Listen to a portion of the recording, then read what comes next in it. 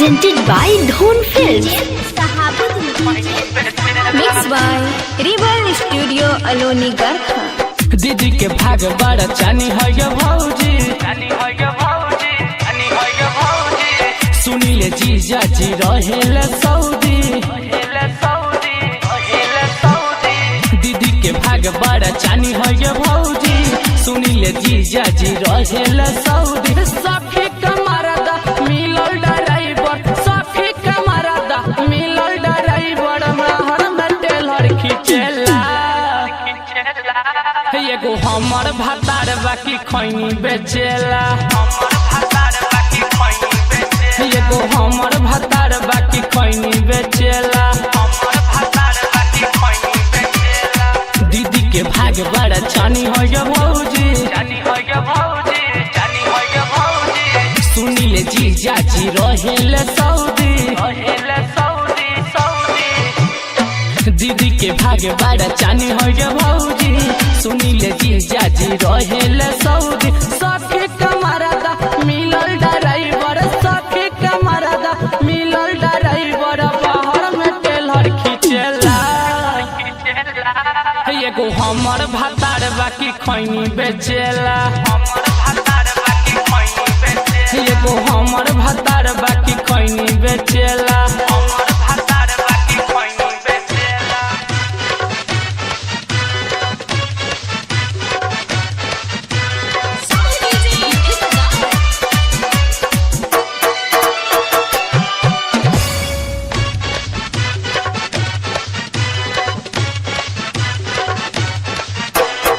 मोरा जवानी में लगावे न चूना, हमर भातार भौजी मिलन नमूना।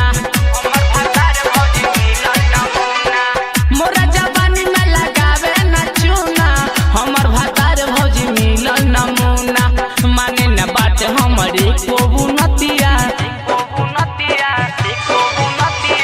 रोजे उपास हम रहता खटिया।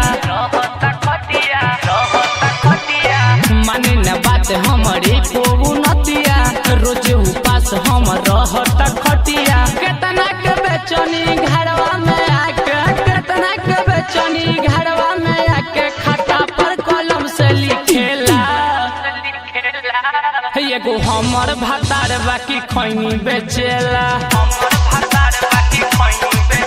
एगो हमर भातार बाकी खैनी बेचेला।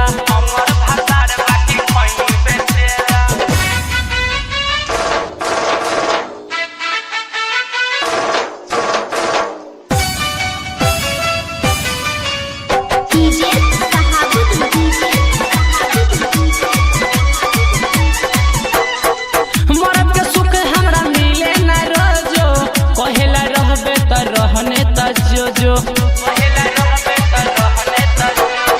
मरद के सुख हमरा मिले न रोजो, कहेला रहबे त रहने त जो।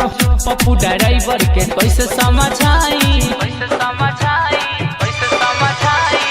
उदय कुंदन के हम कैसे सिखाई। पप्पू ड्राइवर के कितना बताई, राजदेव कुंदन के हम कैसे समझाई। एकरा सनी मन बाटे मुकेशवा, एकरा सनी मन बाटे मुकेशवा, चिंता मंगज में ठेला खिचेला। एगो हमर भातार बाकी खैनी बेचेला, एगो हमर भातार बाकी खैनी बेचेला। दीदी के भाग बड़ा चानी हो गे भौजी, सुनीले जीजा जी रहेले सऊदी। दीदी के भाग बड़ा चानी हो गे भौजी, सुनीले जीजा जी रहेले सऊदी। सखी कमरदा मिलल ड्राइवर, सखी कमरदा मिलल ड्राइवर, बाहर में टेलर खिचेला। एगो हमर भातार बाकी खैनी बेचेला, एगो हमर भातार बाकी खैनी बेचेला। Presented by Dhon Films. Rebel Studio